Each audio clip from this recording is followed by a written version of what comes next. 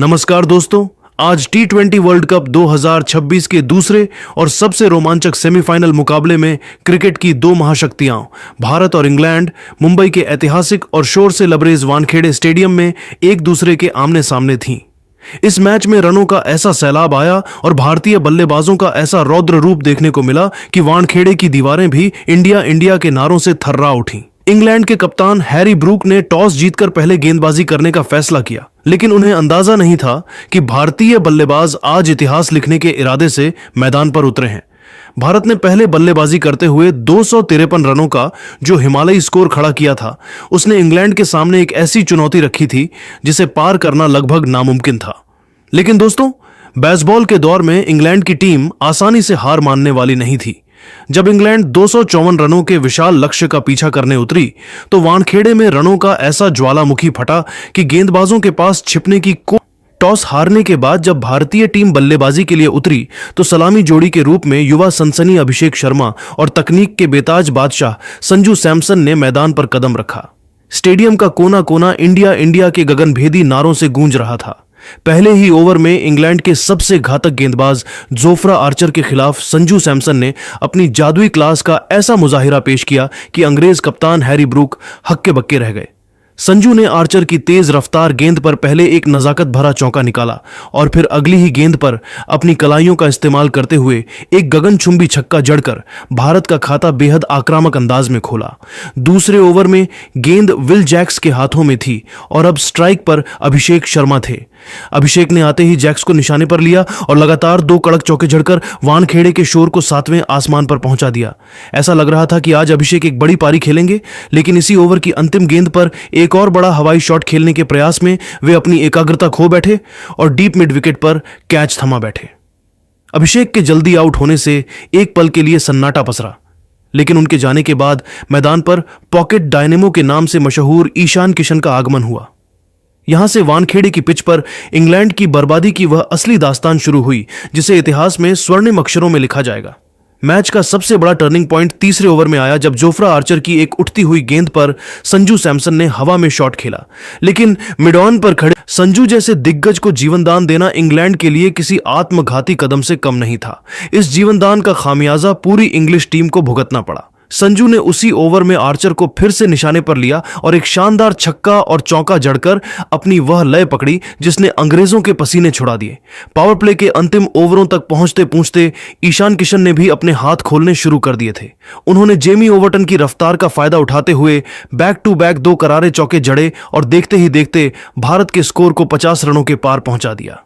इसके बाद संजू और ईशान के बीच 97 रनों की एक ऐसी प्रलयकारी साझेदारी पनपी जिसने इंग्लैंड के विश्व स्तरीय गेंदबाजी आक्रमण को पूरी तरह तहस नहस और दिशाहीन कर दिया। 7वें ओवर में जब स्पिनर लियम डॉसन गेंदबाजी करने आए तो संजू सैमसन ने उनके खिलाफ एक बेहतरीन और दर्शनीय इनसाइड आउट छक्का जड़ा।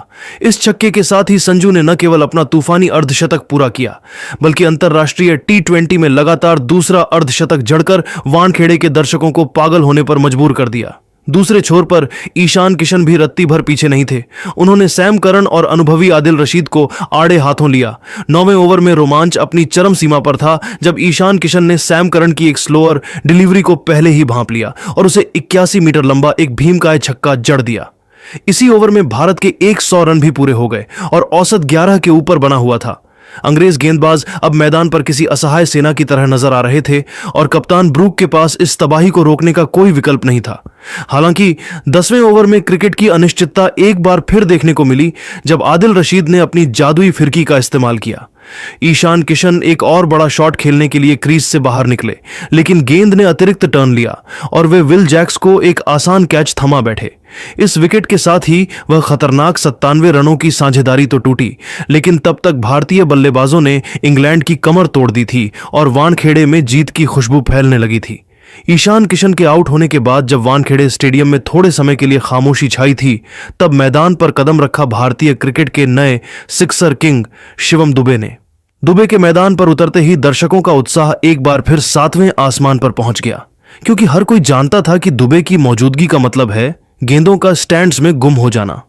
दुबे ने क्रीज पर आते ही अपनी पहली ही गेंद से यह स्पष्ट कर दिया कि वे आज किसी भी गेंदबाज पर रहम करने के मूड में नहीं हैं और उनका लक्ष्य केवल रनों की गति को और अधिक तीव्र करना है। असली तबाही का मंजर 11वें ओवर में देखने को मिला जब इंग्लैंड के सबसे अनुभवी स्पिनर आदिल रशीद अपना नया स्पेल डालने वापस आए। रशीद को लगा था कि वे अपनी फिरकी से नए बल्लेबाज दुबे को परेशान करेंगे, लेकिन दुबे ने उनकी पहली ही गेंद पर अपना फौलादी पैर बाहर निकाला और गेंद की पिच तक पहुंचकर उसे काउ कॉर्नर के ऊपर से 90 मीटर लंबा एक भीमकाय छक्का जड़ दिया। यह छक्का इतना विशाल था कि गेंद सीधे स्टैंड्स की ऊपरी कतारों में जाकर गिरी। रशीद इस प्रहार से पूरी तरह बौखला गए और उन्होंने अपनी लय खो दी। इसी ओवर की अंतिम गेंद पर रशीद ने फिर से वही गलती दोहराई और गेंद को दुबे की हिटिंग आर्क में डाल दिया। दुबे ने बिना किसी अतिरिक्त प्रयास के केवल अपनी शारीरिक शक्ति का इस्तेमाल करते हुए गेंद को लॉन गॉन के ऊपर से एक बार फिर स्टैंड्स की गहराई में भेज दिया। इस ओवर ने इंग्लैंड के मुख्य स्पिनर के आत्मविश्वास को पूरी तरह झकझोर कर रख दिया। खेल जब 12वें ओवर में प्रवेश कर चुका था तब इंग्लैंड के कप्तान हैरी ब्रूक ने अपने तेज गेंदबाज जेमी ओवर्टन को वापस बुलाया ताकि रनों की इस सुनामी पर कुछ अंकुश लगाया जा सके। लेकिन दूसरे छोर पर खड़े संजू सैमसन आज अपनी जिंदगी की सबसे बेहतरीन फॉर्म में बल्लेबाजी कर रहे थे।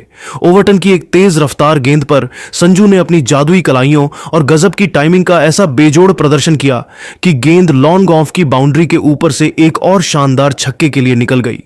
संजू के इस शॉट ने वानखेड़े के शोर को एक नए स्तर पर पहुंचा दिया और रनों की गति अब 7वें आसमान को छू रही थी। अंग्रेज गेंदबाज अब मैदान पर पूरी तरह असहाय और दिशाहीन नजर आ रहे थे क्योंकि उन्हें समझ नहीं आ रहा था कि इन दोनों पावर हिटर्स को कहां गेंदबाजी की जाए। 12 ओवरों की समाप्ति के बाद स्कोरबोर्ड पर टीम इंडिया का स्कोर 145 रनों के विशाल योग पर मात्र 2 विकेट था। यह किसी भी सेमीफाइनल के इतिहास में एक डरावना और ऐतिहासिक स्कोर था। संजू सैमसन आज एक अलग ही ग्रह के बल्लेबाज नजर आ रहे थे। वे मात्र 38 गेंदों पर 76 रनों की एक प्रलयकारी और आतिशी पारी खेलकर नाबाद डटे हुए थे। उनकी इस जादुई पारी में अब तक 8 गगनचुंबी छक्के और 3 शानदार चौके शामिल हो चुके थे। वहीं दूसरी ओर शिवम दुबे ने भी अपने हाथ खोल दिए थे और वे मात्र 9 गेंदों पर 17 रन बनाकर संजू का बखूबी साथ निभा रहे थे। भारत का करंट रन रेट 12 के ऊपर बना हुआ था, जो T20 क्रिकेट के आधुनिक युग में भी एक असाधारण उपलब्धि है। वानखेड़े का हर एक दर्शक और टीवी पर देख रहे करोड़ों भारतीय इस बात के गवाह बन रहे थे कि टीम इंडिया आज एक ऐसे ऐतिहासिक और अपराजेय स्कोर की ओर बढ़ रही है जिसे पार करना इंग्लैंड के लिए किसी डरावने सपने से कम नहीं होगा। वानखेड़े स्टेडियम की वह तपती शाम गवाह थी एक ऐसी बल्लेबाजी प्रदर्शनी की जिसने आधुनिक T20 क्रिकेट के व्याकरण को ही बदल कर रख दिया। जब 12वें ओवर के बाद इंग्लैंड के सबसे घातक हथियार जोफ्रा आर्चर अपने दूसरे स्पेल के लिए वापस आए तो उन्हें उम्मीद थी कि वे रनों की इस सुनामी पर अंकुश लगाएंगे, लेकिन क्रीज पर मौजूद संजू सैमसन आज किसी दैवीय शक्ति से प्रेरित लग रहे थे। उन्होंने आर्चर के वर्षों के अंतर्राष्ट्रीय अनुभव की धज्जियां उड़ाने में जरा भी संकोच नहीं किया। 12.4 ओवर में आर्चर ने एक शॉट और जानबूझकर चौड़ी गेंद फेंकी जिस पर संजू ने अपनी बिजली जैसी फुर्ती दिखाई और बड़ी ही खूबसूरती से अपरकट करते हुए गेंद को डीप बैकवर्ड पॉइंट के ऊपर से छक्के के लिए भेज दिया। आर्चर अभी इस झटके से उबर भी नहीं पाए थे कि अगली ही गेंद पर संजू ने अपनी तकनीकी श्रेष्ठता का परिचय दिया। उन्होंने आर्चर की चालाक लेग कट्टर को पहले ही भांप लिया और बैकफुट पर जाकर लॉन्ग ऑफ के ऊपर से एक ऐसा प्रलयकारी थप्पड़ जड़ा कि गेंद सीधे स्टैंड्स में जा गिरी। यह एक अविश्वसनीय छक्का था जिसने वानखेड़े को उन्माद से भर दिया। संजू अब 89 रनों के व्यक्तिगत स्कोर पर पहुंच चुके थे और पूरा स्टेडियम अपनी सांसें थामकर उनके ऐतिहासिक शतक का इंतजार कर रहा था। लेकिन क्रिकेट की अनिश्चितता का काला बादल 13वें ओवर की पहली ही गेंद पर मंडराया। ऑफ स्पिनर विल जैक्स ने एक अत्यंत चतुराई भरी वाइड गेंद फेंकी जिस पर संजू ने दबाव में आकर इनसाइड आउट शॉट खेलने का जोखिम उठाया। दुर्भाग्यवश गेंद बल्ले के निचले हिस्से पर लगी और डीप कवर पर खड़े फिल सॉल्ट ने एक बेहद आसान कैच लपक लिया। पूरा वानखेड़े एक पल के लिए सन्न रह गया।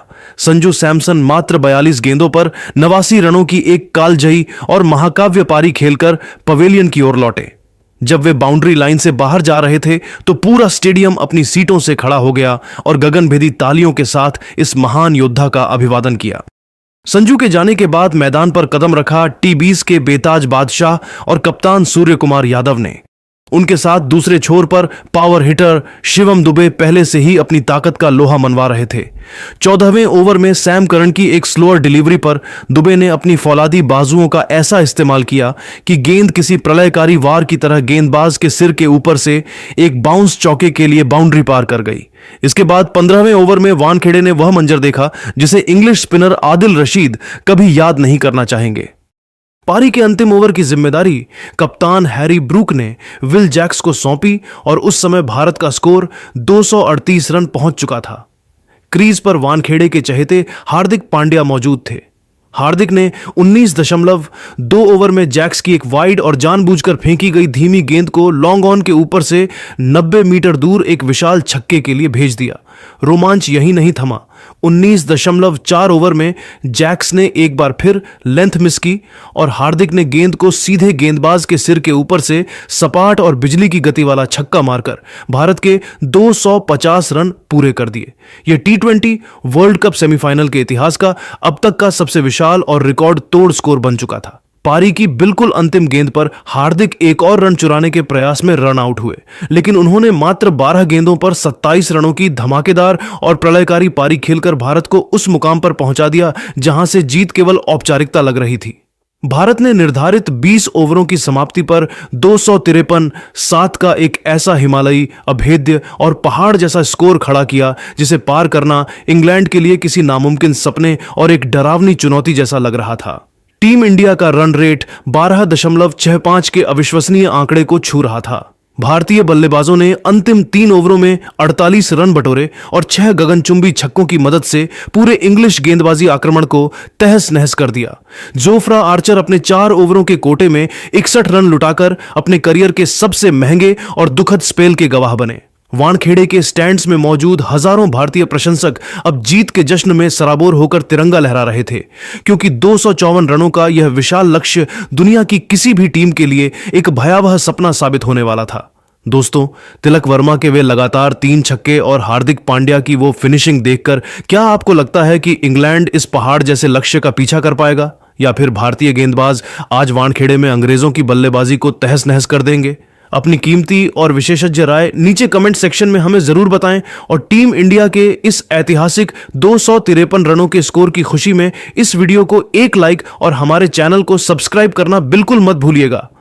वानखेड़े स्टेडियम की वह जादुई रात गवाह थी एक ऐसी रनचेज की जिसने T20 क्रिकेट के इतिहास में रोमांच के नए मापदंड स्थापित कर दिए।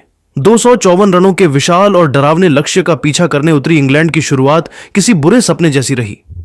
पारी के पहले ही ओवर में कप्तान सूर्य कुमार यादव ने गेंद हार्दिक पांड्या को थमाई और हार्दिक ने अपनी पहली ही गेंद पर वह कर दिखाया जिसकी उम्मीद पूरे भारत को थी।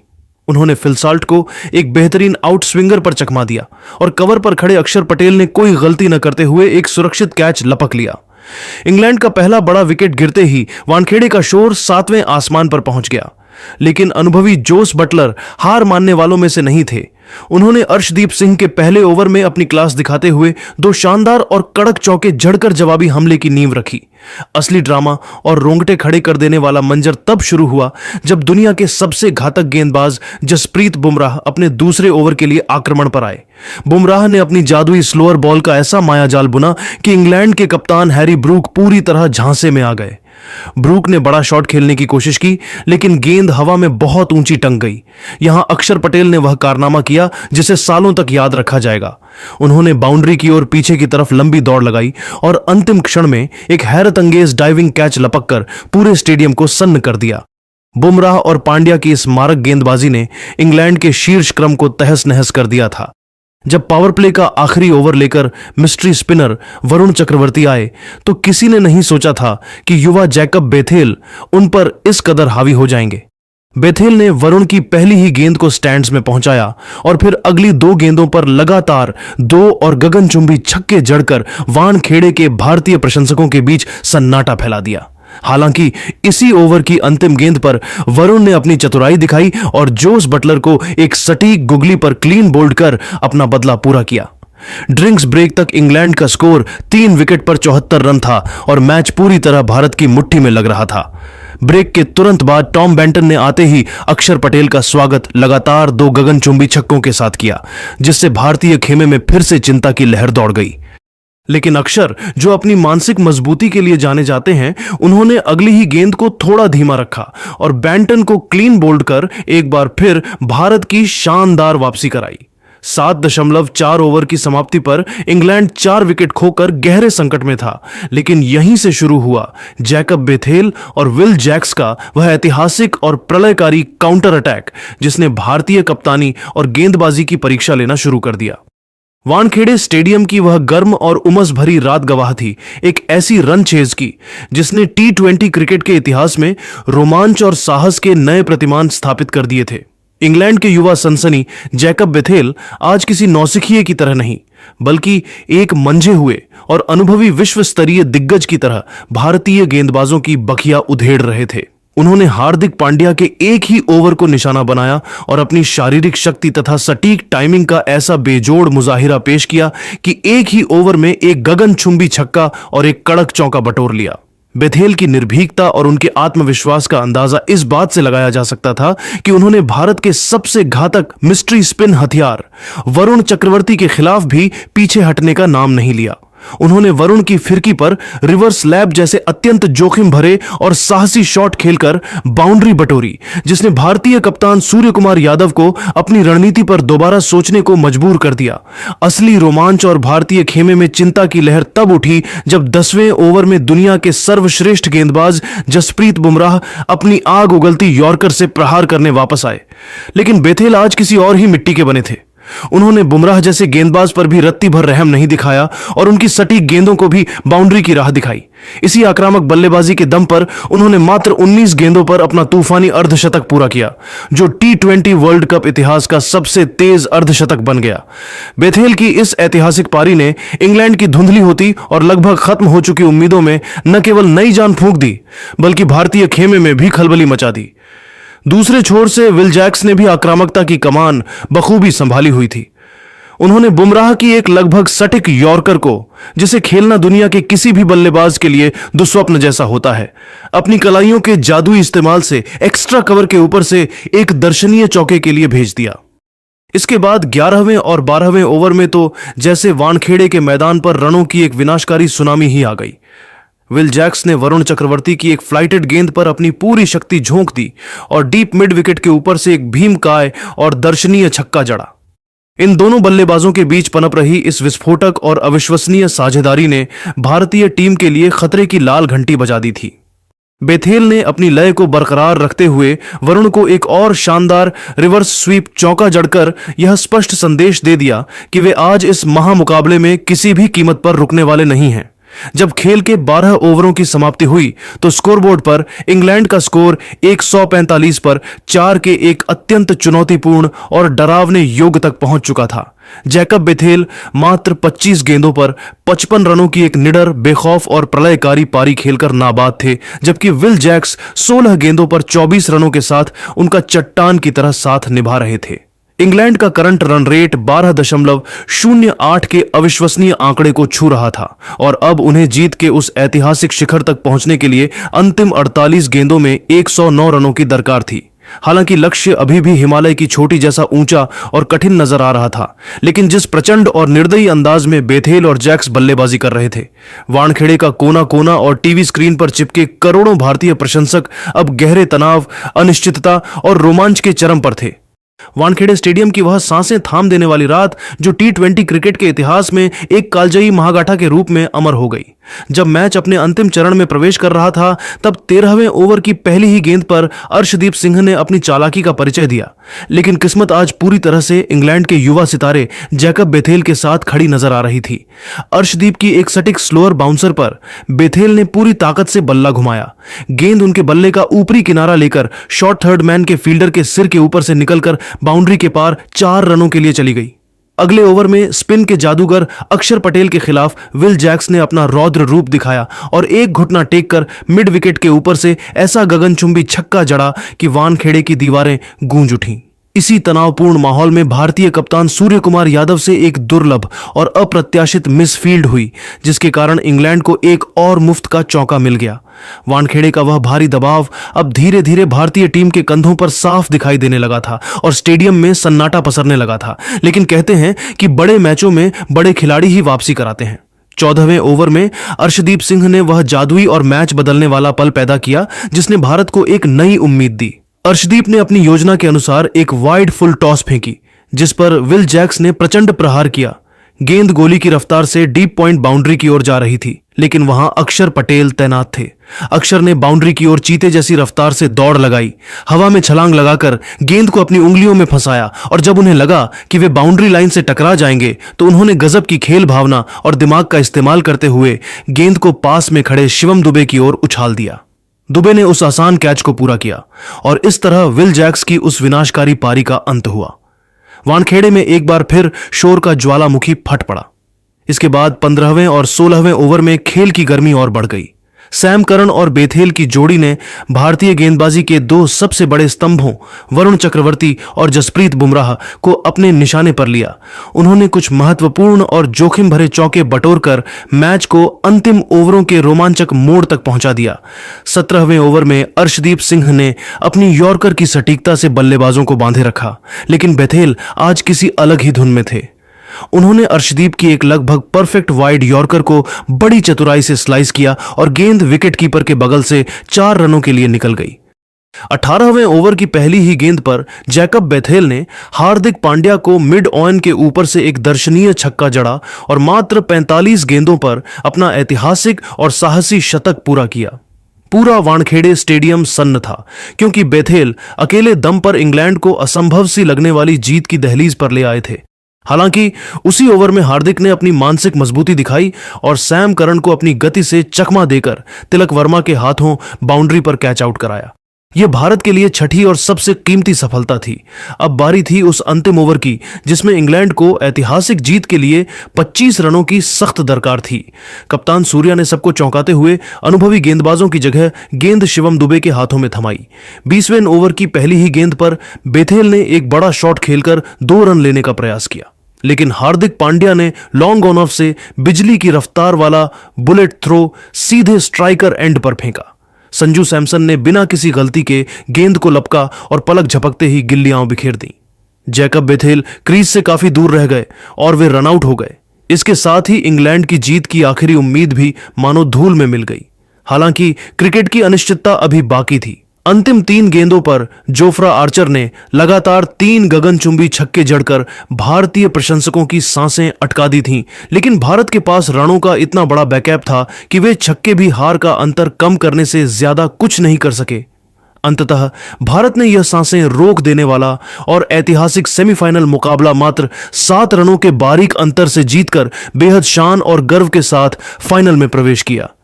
इंग्लैंड की टीम अपनी पूरी कोशिश के बावजूद 20 ओवरों में 7 विकेट पर 246 रन ही बना सकी।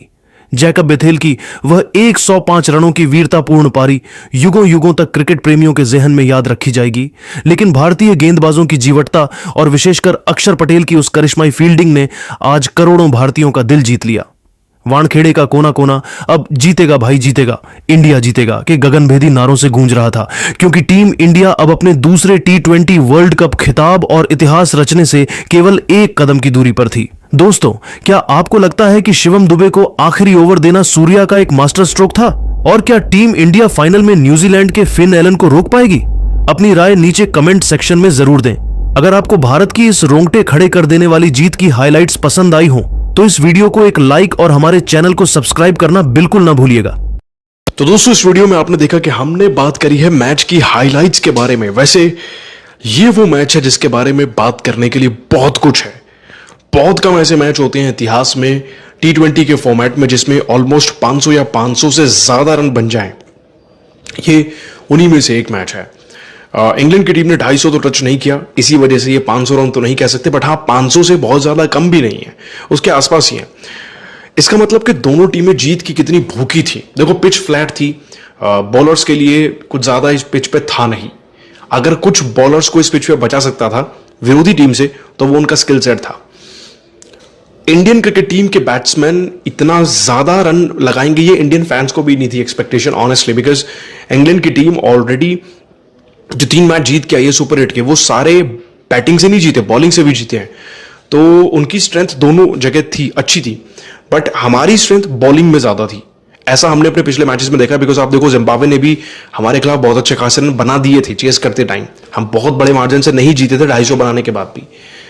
वेस्ट इंडीज वाले मैच में भी हमारे खिलाफ अच्छे खासे रन बने, साउथ अफ्रीका वाले मैच में भी अच्छे खासे रन बने, तो हमें बहुत ज्यादा उम्मीदें नहीं थी। बट हमारे बैट्समैन ने कमाल किया यार। Sanju Samson 89 run, Ishan Kishan almost half century लगाकर गए। फिर उसके बाद हार्दिक पांड्या और तिलक वर्मा की जो तेज तर्रार पारी आई उसने मैच को कन्वर्ट कर दिया। किसमें? 256 रन में। अब इतने बड़े टारगेट को चेज करने के लिए इंग्लैंड को बड़ी पारियां चाहिए थी स्टार्टिंग में, but before 10 over he England के 2-3 विकेट आ गए थे क्रूशियल, और 12 ओवर तक आई थिंक उनका चौथा विकेट आ गया था। उसके बाद ब्रेक लगाया Jacob battle and Will Jacks की पार्टनरशिप ने। नेवरदलेस जैकब बैटल ने अपनी सेंचुरी लगाई इस मैच में और ऑलमोस्ट मैच को उस पोजीशन पे ला दिया था जहां पर हाल फिलहाल में श्रीलंका और पाकिस्तान का मैच गया था, जहां पर हमने 28 बॉल में 76 बनते हुए देखे, जो कि शनाका ने पागलपन वाली पारी खेली थी और उस मैच को श्रीलंका 5 रन से हारा था। ऐसा ही अनुमान लगाया जा रहा था कि भाई 30 में 70 रन चाहिए, क्या इंग्लैंड भी वो कारनामा कर सकता है? और वहीं पे काम आया हमारा बॉलर्स का स्किल सेट। जैसे कि मैंने आपको बताया पिच फ्लैट थी, दोनों इनिंग्स में बैट्समैन दबा के रन मार रहे थे बिकॉज बॉलर्स के लिए कुछ खास नहीं था। आप देखोगे अर्शदीप सिंह इतने प्रेशर में आ गए थे कि वो बार बार वाइड डाल रहे थे। ऐसा इसका मतलब ये नहीं कि वो प्रेशर को झेल नहीं सकते, इसका मतलब कि वो जहां भी डालेंगे वहां शॉट लगेगा, तो wide is the safest option. तो अगर आपने कोई वाइड गेंद देखी है ना, अब उसे अप्रिशिएट करो बिकॉज वहां पे उन्होंने 4 और 6 बचा लिए, इतना कुछ बड़ा हो सकता था। और फिर जसप्रीत बुमराह का तो क्या ही कहना, उनका 18th ओवर पूरे मैच को घुमा चुका था। एंड इसी तरीके से हमने मैच में कमबैक किया एंड फाइनली मैच को एक मार्जिन से जीत लिया, एक डेफिनेट मार्जिन से जीता है। इंडियन क्रिकेट टीम मैच को जीत गई है और अब सबकी निगाहें हैं फाइनल पे। आई थिंक बहुत टाइम बाद ऐसा होगा, या शायद पहली बार के Indian team is going to face New Zealand in a final. इससे पहले हम उनसे सेमीफाइनल में मिले थे और यादें बहुत बुरी थी 2019 में, बट होपफुली इस बार कुछ बहुत अच्छा होगा। तो आपको इंडियन क्रिकेट टीम की जीत कैसी लगी और कौन जीत रहा है फाइनल इंडिया न्यूजीलैंड में से नीचे कमेंट करके बताना, और ऐसी अपडेट्स के लिए सब्सक्राइब करना।